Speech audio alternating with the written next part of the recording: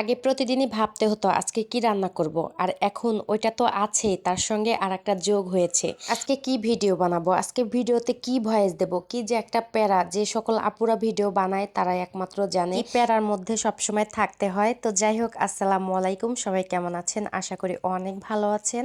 আজকে ভয়েসটা শুনতে একটু কেমন যেন লাগতেছে, মানে ঘুম থেকে মাত্র উঠেছি। প্রতিদিন তো আর ঘুমাতে পারি না, আজকে একটু সকাল সকাল রান্নাটা শেষ করে নিয়েছিলাম আর বিকেলে একটু ঘুমাইছিলাম।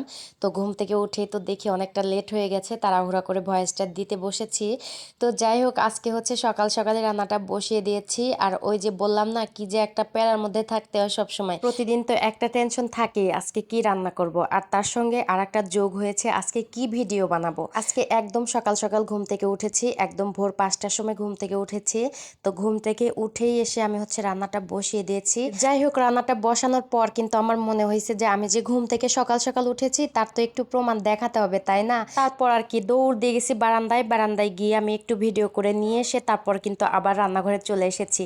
এই যে একটা টেনশনের মধ্যে থাকতে হয় যে এই যে সকালবেলা ঘুম থেকে উঠেছি, সকালবেলা উঠেই আগে ভিডিও করতে হবে, তারপর রান্না করতে হবে, মানে কি যে একটা প্যারা যা বলে বোঝানো যাবে না।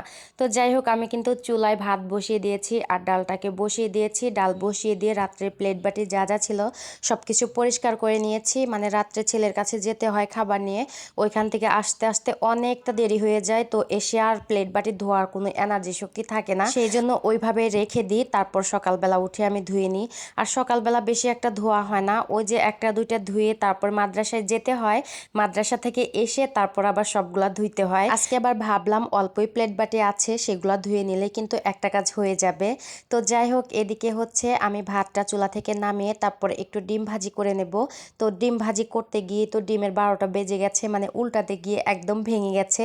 আমি ভালো একটা উল্টাতে পারি না, আমি সবসময় হচ্ছে ওই যে ভাজ করে না সেইভাবে হচ্ছে ডিম ভাজা করি, পাটিসাপটা বলে আর কি। আমি ওইভাবেই বেশিরভাগ ভাজি করি, কারণ আমার ওইটাই বেশি সুবিধা হয়। তো যাই হোক, এই পাশে কিন্তু ডালটাও হয়ে গেছে আর ডালটাকে আমি ভালোভাবে ঘুটনা দিয়ে নিয়েছি। আর তারপর একটু হলুদ দিয়েছিলাম আর এখন হচ্ছে সোমবারটাও দিয়ে দিলাম। আজকের ডালটা খুব একটা ভালো হয়নি, ওদের আব্বু খেয়ে বলতেছে ডালটা কেমন যেন মজা হয়নি। ওই যে সোমবার দেওয়ার সময় পেঁয়াজ রসুনটা পুড়ে গেছে, তো সেই কারণেই। তো যাই হোক, ডালটাকে নামিয়ে তারপর হচ্ছে কচু শাক ভাজি করব। তো কচু শাকটাকে আমি ভালো করে সুন্দর করে ভাপ দিয়ে নিয়ে নিলাম। আর কচু শাকটা যদি ভাপ দিয়ে আগে থেকে নিয়ে যায় তাহলে কিন্তু ভাজিটা করতে অনেকটাই সুবিধা হয়ে যায়। সকালবেলা রান্না করতে গেলেই তাড়াহুড়া বেজে যায়, মানে কোনটা রেখে কোনটা করব সেটা ঠিক পাওয়া যায় না। আর সকালবেলা রান্না করলে কিন্তু অনেকটা সুবিধা আছে, সারাদিন কিন্তু অনেকটা সময় বেঁচে যায়।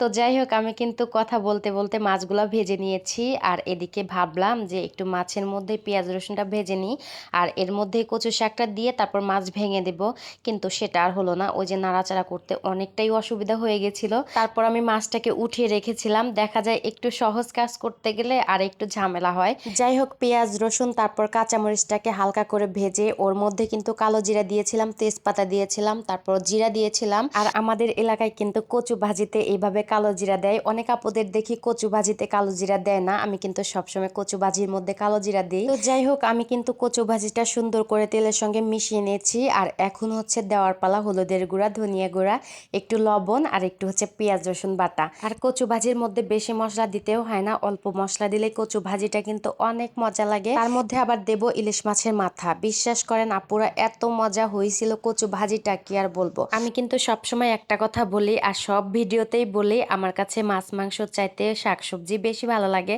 আসলে কি যে গ্রামে বড় হয়েছি, তো গ্রামের মানুষ কিন্তু এইগুলাই বেশি পছন্দ করে।